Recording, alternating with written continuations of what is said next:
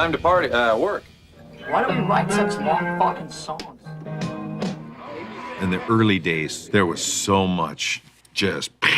Frankly, I don't give a fuck. I'm tired of arguing. I'm sorry I laughed. The vocal line goes exactly with the guitar. Just one verse and one chorus. That's all I ask. You can't play the song without me, or what? Is that like... Physical fights happened, yes. Most of it was psychic wars, you know, things going on up here. How can I manipulate him to do this and all of that? You know, besides the, I call for a shower in the hotel, it was, you know, because there's only 2 towels. What? Got a phone call. Get the fuck out of here. There's the survival stuff, and then there's the, I want to dominate. I want my vision to be seen, and I have to squish your vision so mine can be. There's no way these 2 visions can see each other, you know. Did not have the knowledge of, you know, if I light your candle with my candle, my candle's still burning and it's still good, you know. We get 2. There was no clue about that. So there were lots of fights around it. Who's running the show? But at the end of the day, we did discover and find out that we can live together, we can compromise, and still have integrity.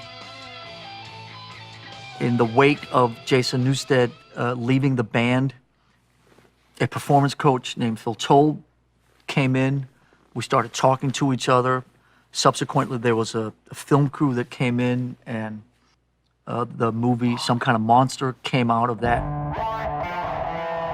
It was basically the first time where we ever really talked to each other about how we were doing, how we were feeling, and how being in Metallica was affecting us individually.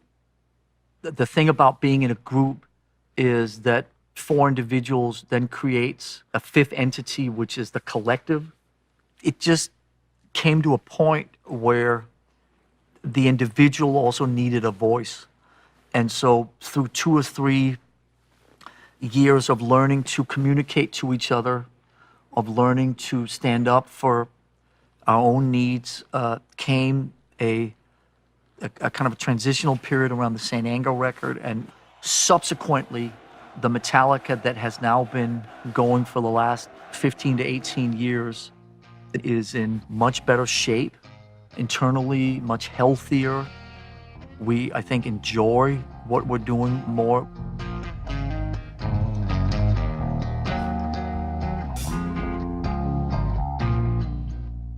We all have our demons, and that could definitely cause a problem with the creative flow. One of the things for me is ego.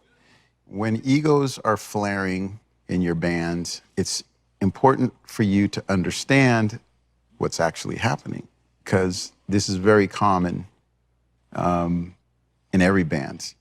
You're dealing with creative minds that are kind of flying all over the place, and sometimes it could be related to a song. Somebody wants to take more credit than somebody else, and there's this whole tug of war of who did what, and I've been in that situation from experience, and quite often it leads to resentment. It can lead to even fighting.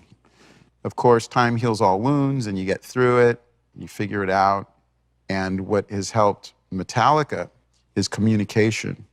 So in your bands, you want to make sure that communication is key. If you have a problem regarding ridership or somebody getting on your nerves for whatever reason, it's good to talk about it with a level head. That has been one of the things that I've noticed that is so incredible about Metallica, about Lars, James, and Kurt. When there's an issue with anything or some sort of a vibe even outside of the music, we talk about it, we check in. And always we come back feeling a lot better. You'll get through it. That's one of the most important things, because that breaks up bands so often, it's crazy. A little bit of communication goes a long way.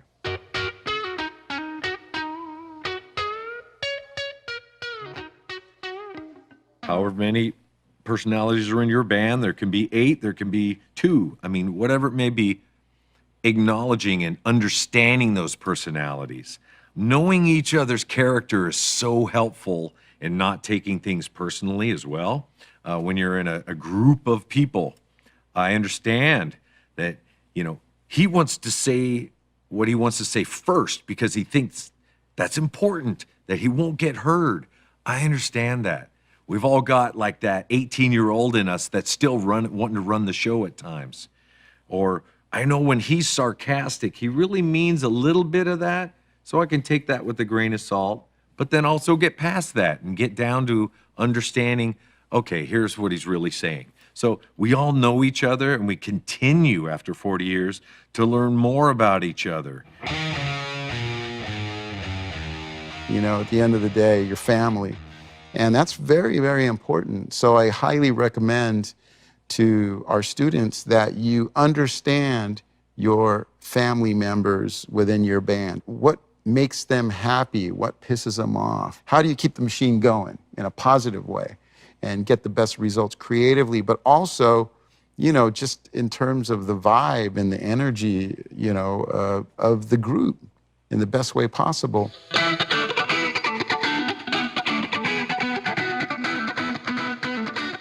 A mantra for us is whatever's best for the project. That helps to quell the ego and know that at the end of the day, okay, I have a voice, everyone has a voice, everyone will get their chance to speak, come up with the idea, whatever it may be.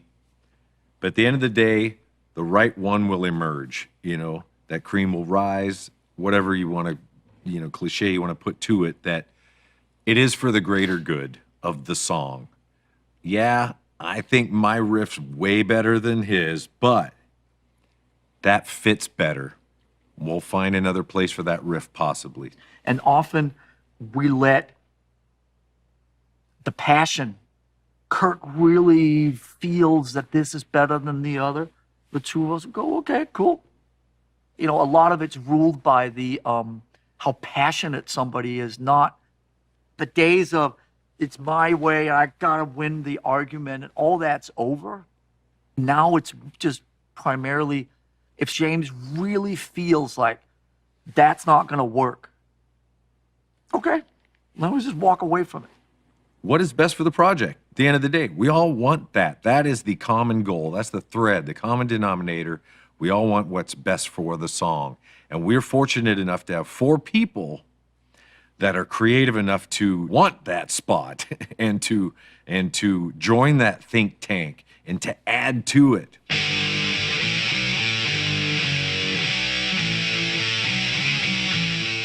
Choice of words are also really important. Like, sometimes we'll be working on a part and someone will play a part and they'll go, so will this work? And instead of saying what I would usually say, like, that sucks, or God, that's like not very good, you want to be more constructive. You want to be more supportive. And you want to be participatory in it too. So, you know, I think that instead of saying something like, you know, God damn, that sucks, or something, maybe something like putting down a challenge is, you know, a good thing to do. Okay, this is my challenge to you. How can we make this better? And so what you're doing is you're bringing it into the collective and you're taking responsibility, you know, for the fact that we all are really concerned, you know, and care about what we're doing here and how can we make this better. And I know that between the 2 of us, the 3 of us, the 4 of us, we can work this out. You know, there is a solution to everything in music. Being disparaging, you know, is just like, to me, it's all just a part of old school toxic masculinity. And, you know, in this day and age, we're moving forward, you know, and we're communicating better, you know, as peers. and as band members. So you want to be constructive, you want to be positive, and you want to bring it into the collective and throw it down as a challenge.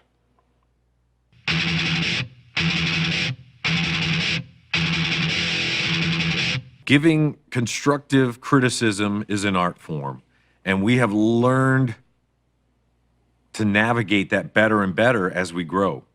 It used to be intimidation, well, you can't play that fast, or you can't do that, or that, it was all out of the machismo, or, letting the team down. That was that fear we all knew we had, and that was a way to get that guy to do it better, was to say, hey, you're letting the team down. But now it's not that. You're letting the team down if you criticize somebody, You can gently disagree. You can lean into what they're doing great, and then say, all this stuff is spectacular. What do you think about this part? You think we could do that better? Bringing we into it, or pointing out the good stuff that they're doing. And artists are such, emotional and sensitive people, But I embrace that. It's okay. That's how I am, just as God made me. And I would love to be tough as nails and on the outside and have that soft heart on the inside. But a lot of times it's the other way around. I've got this hard-ass black heart and my outer skin is so sensitive. But we all know that. I acknowledge it. I accept that. That's a part of me. So sometimes when you say that, it's like, ow, that hurt, But I know they're coming out of love. They want the best for the project. It used to be, I would gather some allies and we'll go in and we're going to have an intervention, Well, here's what we think, That never works, man. It never works through criticism, through forcing, through negativity. You don't get the best out of a person that way. As I'm sitting here listening to what James is saying, thinking about how we work nowadays, a big part of it is just there's no right or wrong. If you start with the premise that there's no right or wrong to begin with, then it's easier to navigate, because then it's not, you're playing it wrong, you're playing it right. I mean, it's a place we've kind of come to now in the last 10 or 20 years, is there are songs. We can do with them what we want. If we want to play them faster one night, slower another night, if we want to have all of a sudden some guy plays the riff in a different key for 2 bars, there are songs. Forgets a whole middle section. Forgets a middle section, forgets a lyric, forgets a whatever. There are songs we can do with them. They're just variations. So, like James said, 30 years ago, we, come off stage and on with Body Armor. And now let's review the show. And in the 3rd song, you fucked that up. And in the 4th song, you fucked that up and you fucked that up. And then we'd go around the room for like that for half an hour. And then nowadays we come off stage and go, ha, ha, ha. Remember in song 4 when you fucked that up? That was really funny. That was a crazy variation. At the end of the day, it's a fucking rock and roll song. Do you know what I mean? Trust I seek and I find in you. Every day for us something new. Open mind for a different view. And nothing else matters. I do most of the lyric writing, and my background around that is really didn't do well in English, did not study literature whatsoever. I was more of the read other people's lyrics and learn, like a Leonard Cohen or a Tom Waits or a Nick Cave.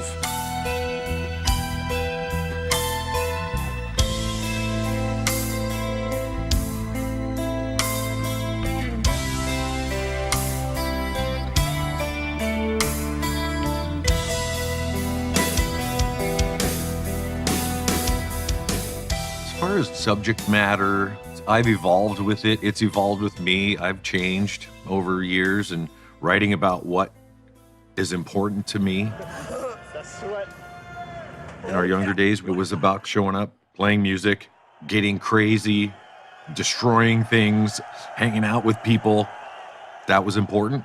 And as my life got a little wider and maybe a little more complex, started understanding how I thought about other things, really impactful or scary things, being controlled. You know, Master of Puppets, a specific song about being controlled and the manipulation of the world, the powers that be, and addiction for sure. Master of Puppets, that false sense of I'm being controlled. Master of puppets, I'm pulling the strings, twisting your mind and smashing your dreams.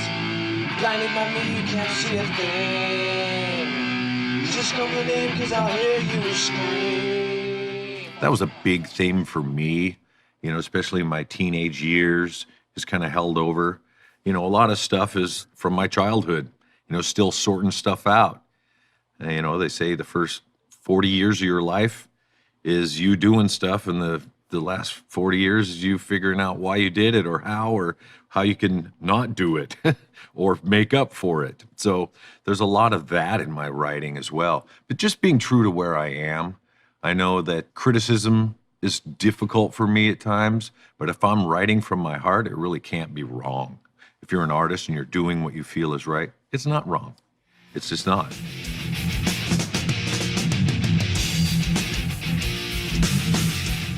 My way of writing, it's probably extremely unorthodox. I will basically have spaces. Here's the spaces where I need a consonant or a vowel or whatever it is. Here's where I need a vocal. Loss of interest, question, wonder. And then I will search through some of my one-liners. I have lots of stuff just throughout the day, whether it's on a voice memo or notes or actually writing them, like Off to Never Neverland, something like that. That will end up in a song at some point, possibly, or maybe not. So have lots of these one-liners and then kind of go to them when I have the cadence, like, oh, rhythmically that fits. So I'll plug that in. And then, okay, there's a pretty strong statement. Start building around that.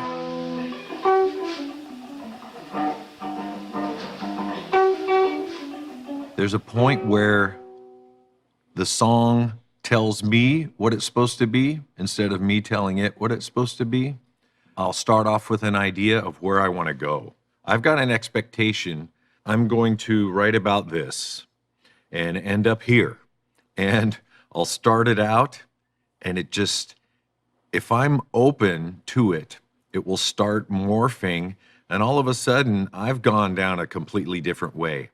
And that's okay. It's actually more than okay, because it's me joining the song and helping it, you know, me just being that vessel and directing it some way. Because if I'm really hell-bent on it being a certain way, then that's the only thing it's going to be. So being open to it morphing or going off-road, you know, I have a destination, but hey, we took this path instead. A lot of great things come out of lyric writing that way. So close, no matter how far. I like writing in vagueness, where other people can really apply it into their lives, or they can plug something in, you know, nothing else matters. Okay, the line, nothing else matters, that you can apply that to a lot of different things. But in the lyrics, if you get more specific about it, then it kind of, it closes, I guess, the door that people are able to walk into that lyric. The more open the door, the more they can apply that. I love it when someone comes up and says, wow, I love that song you wrote about cancer or whatever it is. And okay, cool. That's what it means to you. I love people being able to apply their lives to our songs, and especially through the lyrics. The other thing that I've really shied away from is historical or telling a story about, you know, whatever, the Civil War or, you know, an event. I have touched on it a few times, like the song One, World War One. Obviously, Johnny Got His Gun, a specific book talking about one of my biggest fears, not being able to communicate to people. This guy who's got no arms, no legs, he's deaf, he's blind, he can't speak, but he's still alive in his brain. And how do you communicate? He can't tell if he's awake or asleep. That was a story my brother told me about this book he was reading, and it freaked me out. So writing a song about that, not so much about is it pro-war, is it anti-war, taking a political stance. At least for me, I don't want to get into that. I have an opinion, yes. Just because I sing in a rock band, is it more important? No. Your opinion is just as valid as mine. We might disagree, and that's okay, but I'm not going to bring it into my vocation, my work, my connection. So the vagueness in lyrics is pretty important. Not getting too caught up in, this is what I need to say. Put it out there. This is an interesting subject matter, and there's many viewpoints to it. So just bringing that to the table as well. Trying the new shit. I didn't think Enter Sandman was such a great song. I think Lars and Bob Rock said, go back. I challenge you to go back and work on it more and more. And I did. And that line, that catchphrase, off to Never Never Land, came up. And then it became a little bit, okay, it's less about crib death. Maybe it's an older kid having nightmares. What happens in your sleep? Why do we have these certain nightmares? And it became so obvious that a lot of people could identify with that. Everyone has nightmares, and what do you do with them, and why do they show up? Do you learn something from them? And so, yeah, the Off to Neverland, the Sandman comes down and makes you dream. It's kind of creepy, kind of a creepy subject. Wait, I don't want some creepy old guy coming in my room when I'm a little kid. So the little scarier side, and then the prayer in the middle. Now I lay me down to sleep. Now I lay me down to sleep. Pray the Lord my soul to keep. Pray the Lord my soul to keep. It was obviously a risk, I would say, putting a prayer into a song. That could have easily been shut down, bringing a religion in a way. But a lot of people identified with that. But it fit in with the song. You're about to go to bed. Please help me. Please protect me. And again, a lyric like that, you would never think that I was inspired by a Jethro Tull song about a kid fighting off the monsters in his sleep. And I was inspired by that song. And that's a little bit of how that entered into, I guess, the subject matter for me. So songs can come from anywhere.